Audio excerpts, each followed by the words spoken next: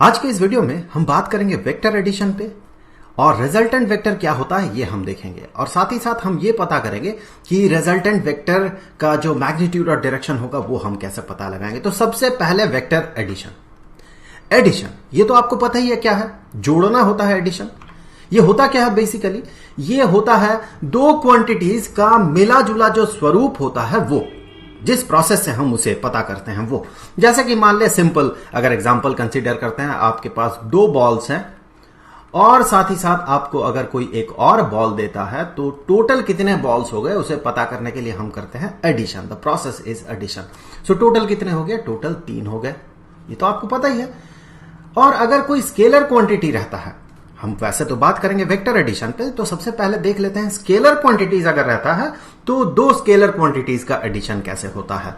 For example कि एक bag में चावल है और इसके अंदर 2 किलोग्राम चावल है। आप क्या करते हैं, और एक बैग में चावल लेते हैं, यहां पर जो चावल है ये 3 किलोग्राम चावल है। दोनों को आप एक बड़ा सा ड्रम में रखते हैं।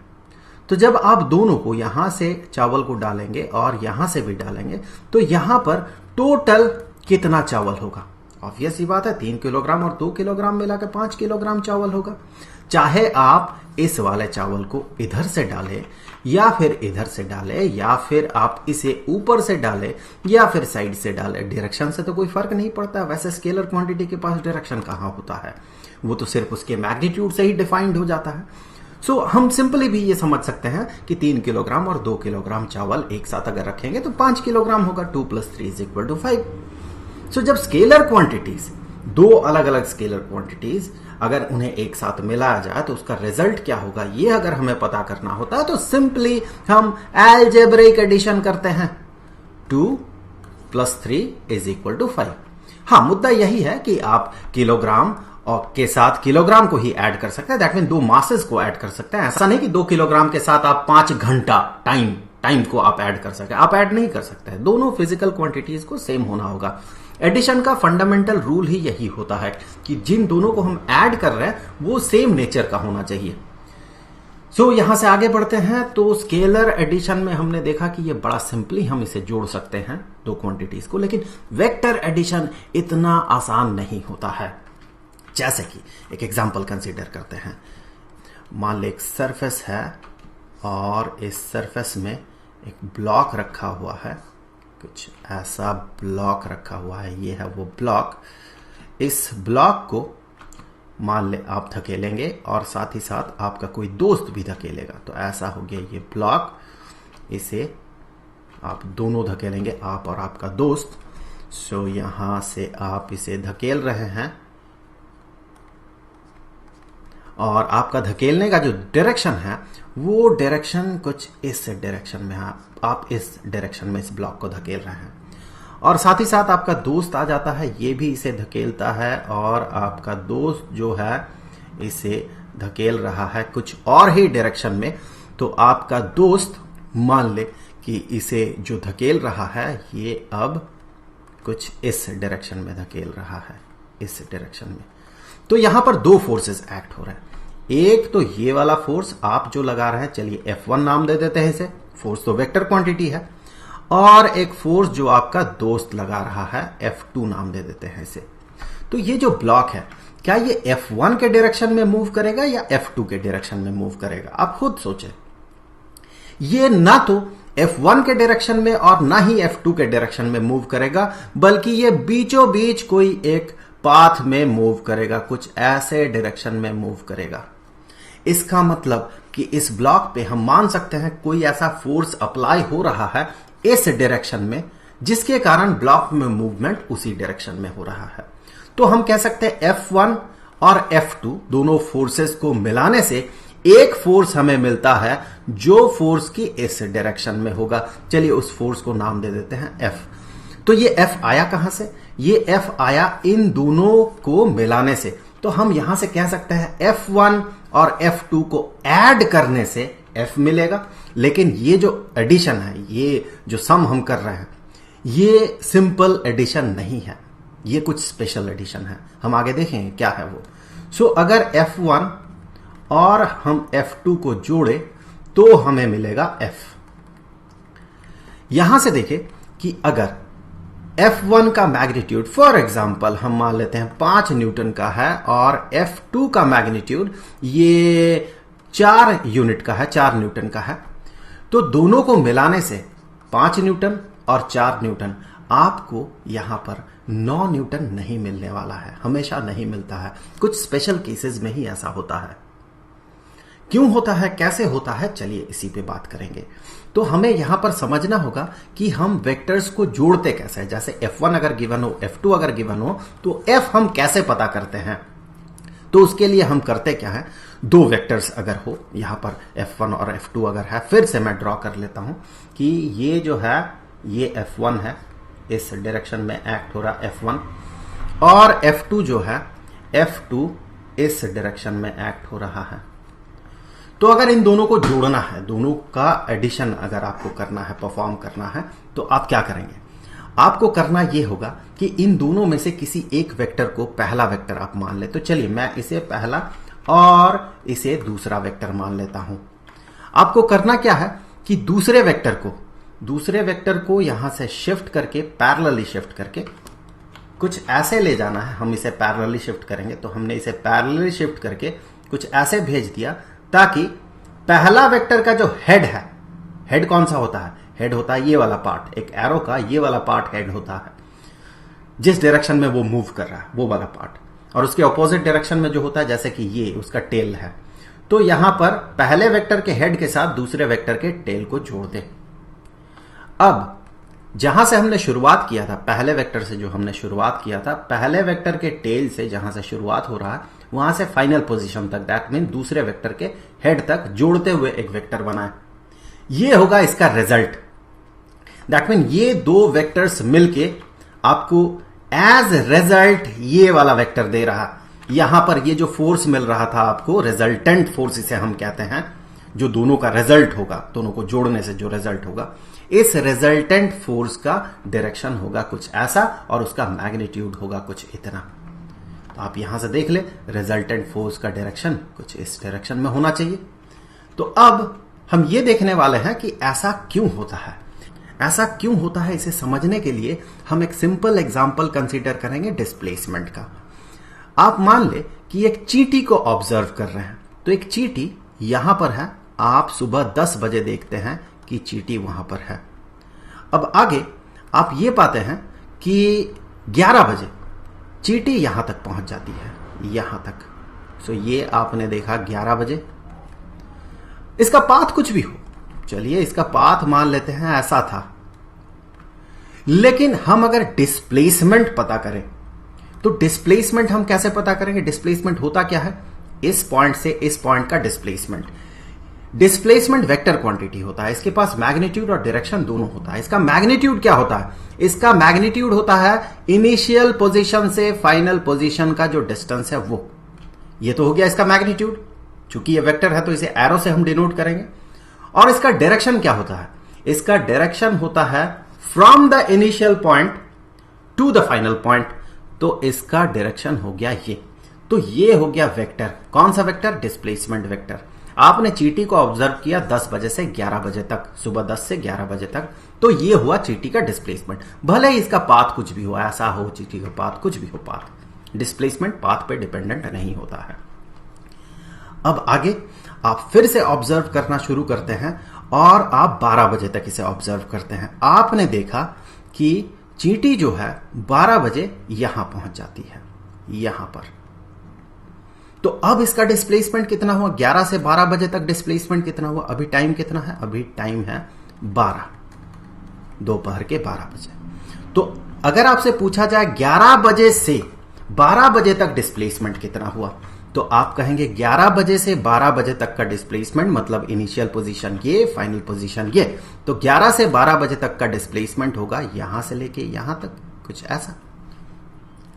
तो यहां ये जो है, ये पिंक कलर का एरो, ये रिप्रेजेंट कर रहा है डिस्प्लेसमेंट। मैं इन शॉर्ट लिख रहा हूं, डिस्प्लेसमेंट फ्रॉम 10 to 11 o'clock। और ये ब्लू कलर का जो एरो है, ये क्या रिप्रेजेंट कर रहा है, ये ब्लू कलर का एरो रिप्रेजेंट कर रहा है डिस्प्लेसमेंट फ्रॉम 11 to 12 o'clock। अब अगर आपसे पूछ लिया जाए पूरे इस दौरान, पूरे प्रोसेस में चींटी का टोटल डिस्प्लेसमेंट कितना हुआ, सो जैसे ही टोटल डिस्प्लेसमेंट आपसे पूछा गया, दैट मीन आपने ऑब्जर्वेशन शुरू किया था 10 बजे से 11 बजे, तो एक इंटरमीडिएट टाइम था, फाइनल टाइम 12 बजे है। 10 बजे से 12 बजे तक आपने ऑब्जर्व किया, तो आपने दो अलग अलग डिस्प्लेसमेंट देखा। आपने देखा ये एक डिस्प्लेसमेंट, आपने देखा ये दूसरा डिस्प्लेसमेंट। लेकिन 10 से 12 बजे तक टोटल अगर डिस्प्लेसमेंट आप देखें तो आप क्या पाएंगे, चींटी ने शुरुआत यहां से किया था और चींटी ने कुछ ऐसा पाथ फॉलो करते हुए यहां तक ट्रेवल किया। दैट मीन इनिशियल पॉइंट ये, फाइनल पॉइंट ये, तो डिस्प्लेसमेंट कितना होगा इस केस में? डिस्प्लेसमेंट जो होगा आप ये पाएंगे, डिस्प्लेसमेंट यहां से लेके यहां तक होगा। आप देख ले, ये फर्स्ट डिस्प्लेसमेंट, ये सेकंड डिस्प्लेसमेंट, दोनों का मिला जुला असर आपको यहां पर दिखा एज रिजल्टेंट डिस्प्लेसमेंट। तो हम क्या कर रहे हैं, देखिए पहला वेक्टर जो है उसके हेड के साथ दूसरे वेक्टर के टेल को जोड़ रहे हैं और फाइनली रिजल्ट पता करने के लिए इनिशियल पॉइंट से, दैट मीन पहले वेक्टर के टेल से लेके दूसरे वेक्टर के हेड तक प्रोपगेट कर रहे हैं। तो शायद इस एग्जाम्पल से थोड़ा बहुत पिक्चर क्लियर हुआ कि हम वेक्टर सम जो करते हैं, वेक्टर एडिशन जो करते हैं, उससे जो रिजल्टेंट वेक्टर पता करते हैं उसका प्रोसेस ये क्यों होता है। अब एक मुद्दा और कि रिजल्टेंट वेक्टर जब हम पता करते हैं तो पहला वेक्टर आप किसी को भी मान सकते हैं, दूसरा वेक्टर आप किसी को भी मान सकते हैं। फॉर एग्जाम्पल दो वेक्टर्स, आर्बिट्ररी वेक्टर्स हम कंसीडर कर रहे हैं, एक वेक्टर ऐसा और दूसरा वेक्टर आर्बिट्ररी वेक्टर्स, दूसरा वेक्टर ऐसा। अब दोनों का सम आपको करना है। आप इसे भी पहला वेक्टर मान सकते हैं, इसे भी पहला मान सकते हैं। तो मैं पहले इसे पहला वेक्टर मान लेता हूं, तो हम करेंगे वेक्टर सम। चलिए इसे पैरेलली शिफ्ट कर दे तो वेक्टर तो नहीं बदलेगा, तो हमने यहां पर इसे शिफ्ट कर दिया। अब पहले वेक्टर के हेड को दूसरे वेक्टर के टेल के साथ जोड़ना होगा, तो दूसरे वेक्टर को हम पैरेलली कुछ ऐसे शिफ्ट करेंगे कि इसके हेड के साथ जुड़ जाए। हम अलग जगह पे कर रहे हैं ताकि पिक्चर थोड़ा क्लियर हो, क्लैरिटी रहे, एक ही जगह पे सब मिल ना जाए। अब रिजल्टेंट वेक्टर हम कैसे पता करते हैं? हमें करना यह होता है कि सिंपली हम यहां से लेके, जहां से हमने शुरुआत किया था पहले वेक्टर के टेल से लेके दूसरे वेक्टर के हेड तक हम जोड़ देते हैं। तो ऐसा कब हुआ? जब हमने पहला वेक्टर इसे माना था। अब अगर हम पहला वेक्टर इसे मानेंगे तो क्या होगा? सो चलिए पहला वेक्टर देख लेते हैं। ये अगर होता है तो इसे हमने मान लिया पहला वेक्टर। हम क्या करते हैं, अब दूसरे वेक्टर को कॉपी करके ले आएंगे कुछ ऐसे, पैरेलली शिफ्ट करते हुए कुछ ऐसे कि पहले वेक्टर के हेड के साथ दूसरे वेक्टर का टेल जुड़ जाए।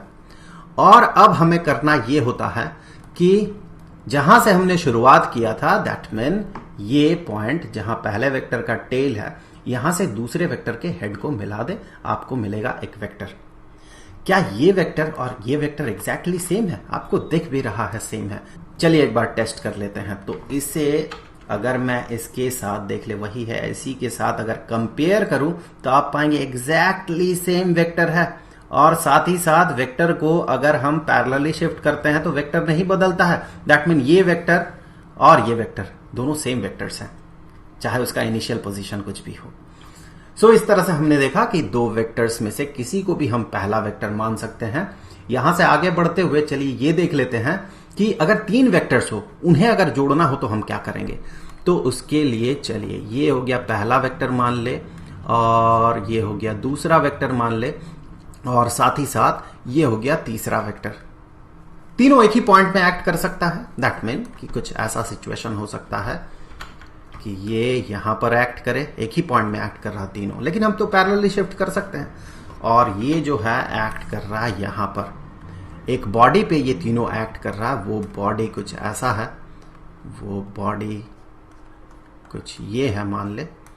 तो अब आपको बताना होगा इस बॉडी पे जो तीन फोर्सेस एक्ट कर रहे हैं, 1, 2 और 3, इन तीनों के कारण जो रिजल्टेंट एक फोर्स बनेगा जिसके डायरेक्शन में ये बॉडी मूव करेगा, वो डायरेक्शन कौन सा होगा। तो इसके लिए हमें वेक्टर एडिशन करना होगा। तो वेक्टर एडिशन के लिए हम करते क्या है, इन तीनों वेक्टर्स को जोड़ना होगा। तो चलिए किसी को भी आप पहला वेक्टर मान सकते हैं। तो हम यहां से पहला वेक्टर इसे मान लेते हैं, यहां से हमने शुरुआत किया। ध्यान रखें ये जो पॉइंट है, पॉइंट बेसिकली यहीं पर होगा जिस ऑब्जेक्ट पे ये फोर्स एक्ट कर रहा है या फिर तीन वेक्टर्स एक्ट कर रहे हैं, पॉइंट वही है। लेकिन हम पैरेलली शिफ्ट कर सकते हैं, समझने के लिए हम इसे शिफ्ट करके यहां पर ड्रॉ कर रहे हैं। एक्ट ये उसी पॉइंट पे हो रहा है जैसे कि हमने थोड़ी देर पहले बात किया था। अब इसके हेड के साथ जोड़ दे इसके टेल को कुछ ऐसे, और फिर उसके हेड के साथ उसी प्रोसेस को प्रोपगेट करें, आगे बढ़ाएं। उसके हेड के साथ फिर अगला वाला वेक्टर का टेल को जोड़ दे। इस तरह से कितने भी वेक्टर रहे आप जोड़ते जाएं। सब का जो रिजल्टेंट वेक्टर होगा वो हम कैसे पता लगाएंगे? जहां से हमने शुरुआत किया था, यहां से हमने शुरुआत किया था, ये पहला वेक्टर था जिसका टेल है ये, यहां से फाइनल वेक्टर के हेड तक आप जोड़ दें। सो ये जो है ये हो जाएगा अब इसका रिजल्टेंट वेक्टर इन तीनों का। तो हम कह सकते हैं अगर ये वेक्टर ए है, ये जो है दूसरा वाला वेक्टर बी है, और तीसरा वाला अगर वेक्टर सी है, साथ ही साथ ये रिजल्टेंट वेक्टर अगर वेक्टर आर है, तो हम कहेंगे कि वेक्टर ए, वेक्टर बी और वेक्टर सी का जो वेक्टर एडिशन है वो बराबर होगा रिजल्टेंट वेक्टर के। यहां आप ध्यान से देखें कि इसका मैग्नीट्यूड मान ले ये 2 यूनिट का है, मान ले ये भी 2 यूनिट का है और ये 3 यूनिट का है। तो R जो है ये रिजल्टेंट वेक्टर जो है इसका जो मैग्नीट्यूड होगा, लेंथ देख ले, मैग्नीट्यूड के लिए हमें लेंथ देखना पड़ता है, ये 2 + 3 दैट मीन 7 ये नहीं होगा, हो ही नहीं सकता है ना यहां पर, क्योंकि 7 तब होता जब 2 को साथ 2 को ऐसे जोड़ते और उसके साथ 3 को ऐसे जोड़ते, तब ये लेंथ जो है ये 7 होता।